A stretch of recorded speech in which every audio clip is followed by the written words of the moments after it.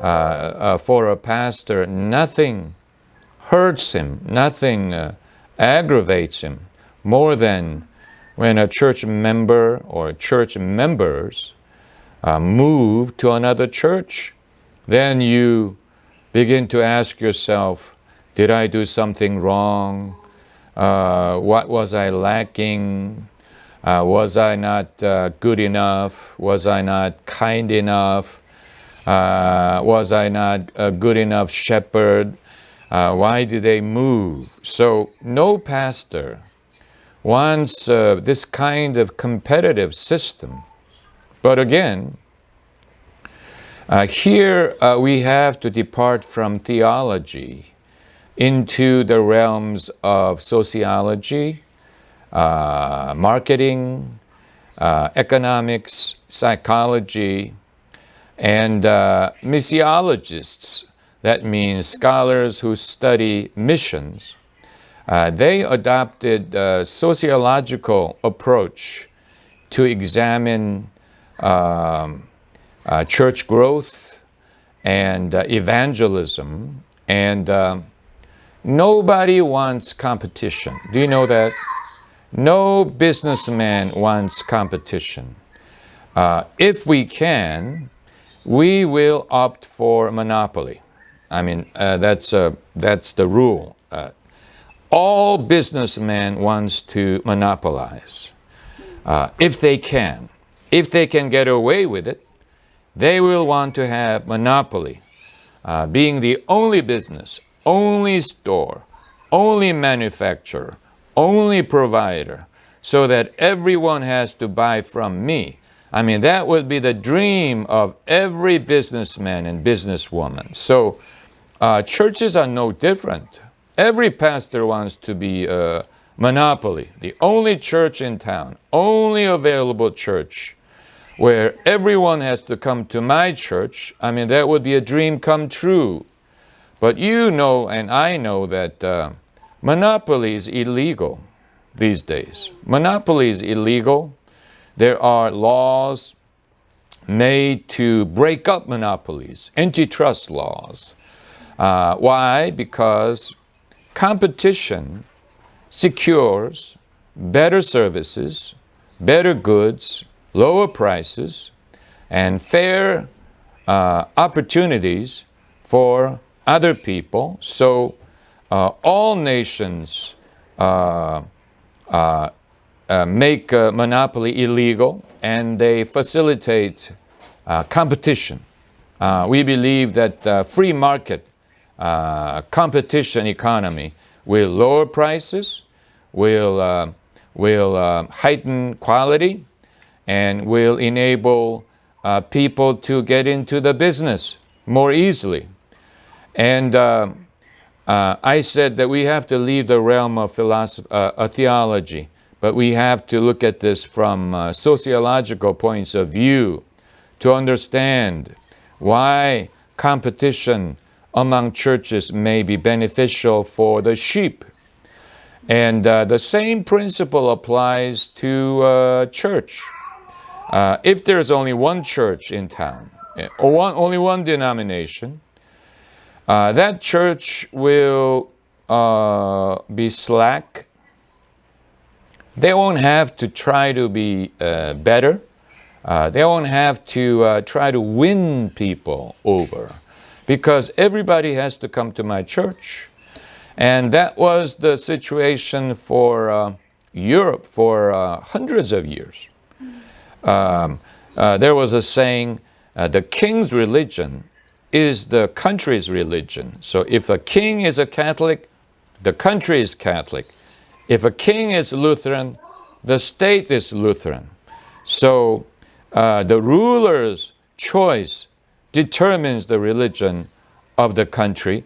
And Europe was like that for hundreds of years.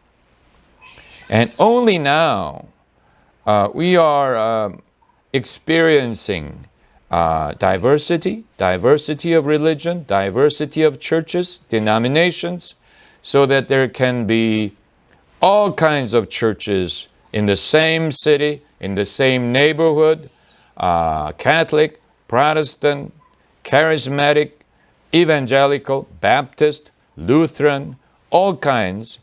And they seem to be competing with one another. But churches are competing with the institutions of the world, with the system of the world, the values of the world.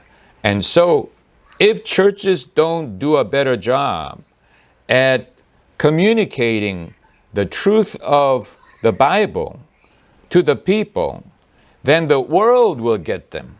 The worldly values, the values of evolution, for example, or the values of liberalism or humanism or whatever, competing for the truth of God, they will win over our people. So churches shouldn't consider that we are competing with one another, but we are competing with the world, the system of the world, for the souls of people. And whoever does a better job will win. For example, if there are secular scholars who advocate there is no God, there's no heaven, no need for religion, and if they do a better job at persuading people, they will win. People will buy their philosophy. They will leave the faith. So we have to do a better job than they. We have to do a better job than Dawson, for example. We have to do a better job than Darwin. We have to do a better job than Hitler. We have to do a better job than communists.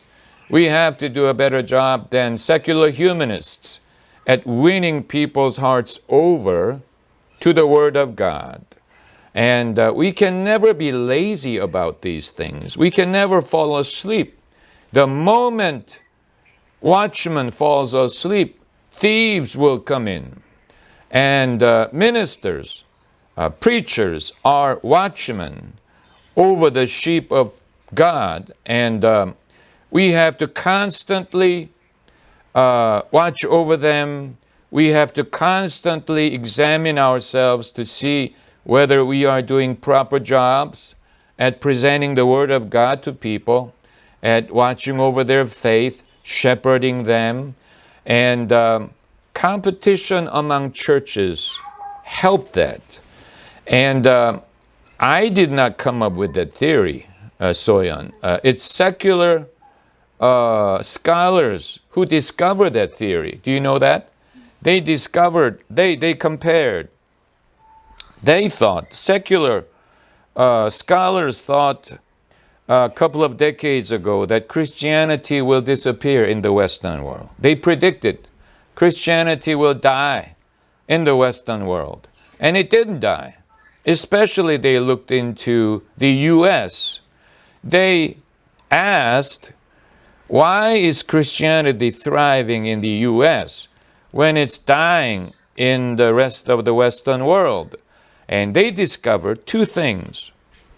America has religious diversity, and America has competition among churches.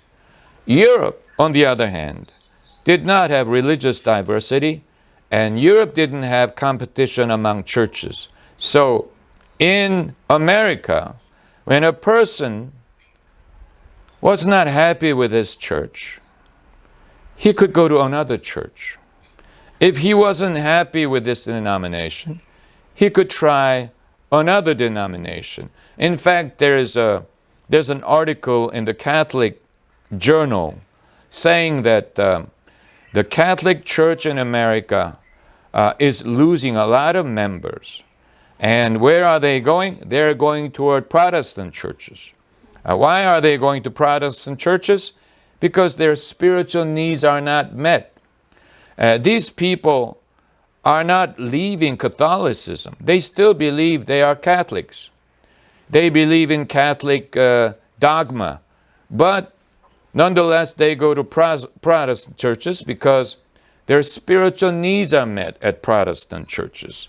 Now, this horizontal move is possible in America because there are other options, other churches to choose from.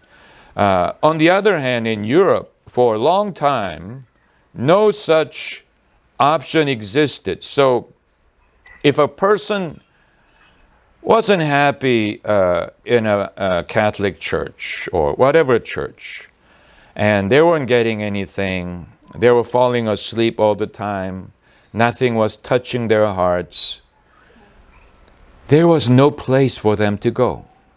No place for them to go. The only thing they could do was to not go to church.